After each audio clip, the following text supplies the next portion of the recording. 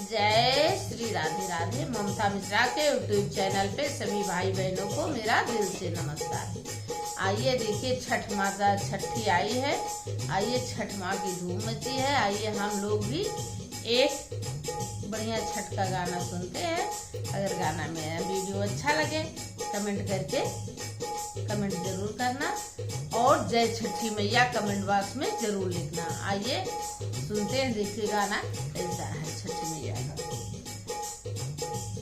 कार्तिक मास हो डोमावा दौरा फूलदार बिनो दौरा फूलदार सुपवा फूलदार बना।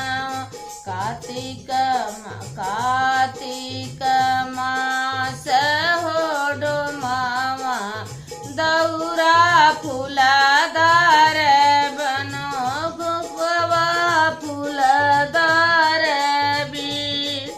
घरे घरे गोहुआ धोवत होई है छठ मई के गीत होई है छठ मई के गीत। दौरा गिनाई चली गौरा मैया दौरा गिनाए चली गौरा मैया कर दौरा के मोल कर दौरा के मोल।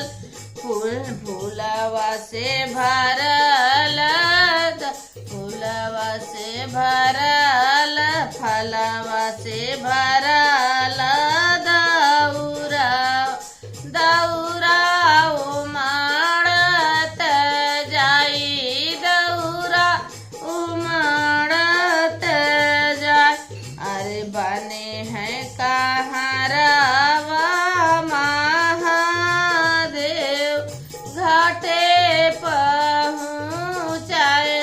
अरे घाट पहुँचावे लाल पियर बनल दौरावा चला छठी माई के घाट।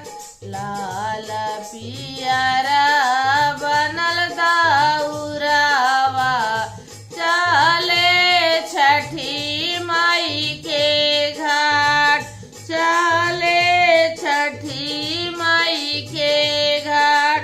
अर्घ दे चली हम माता गौरा लिहि अचरा पसार लिहली अचरा पसार लिहलाया रागिया दीनानाथ लिहलाया रागिया दीनानाथ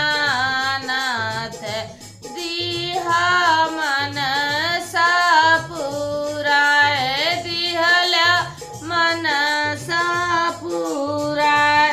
कार्तिक घरे घरे गेहुआ धोवई होई है छठी माई के गीत।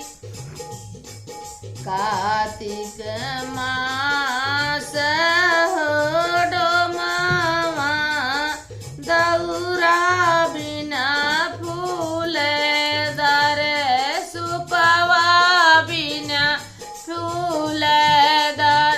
कार्तिक मास हो डोमावा दौरा बिना फूलदार सुपवा बिना फूलदार।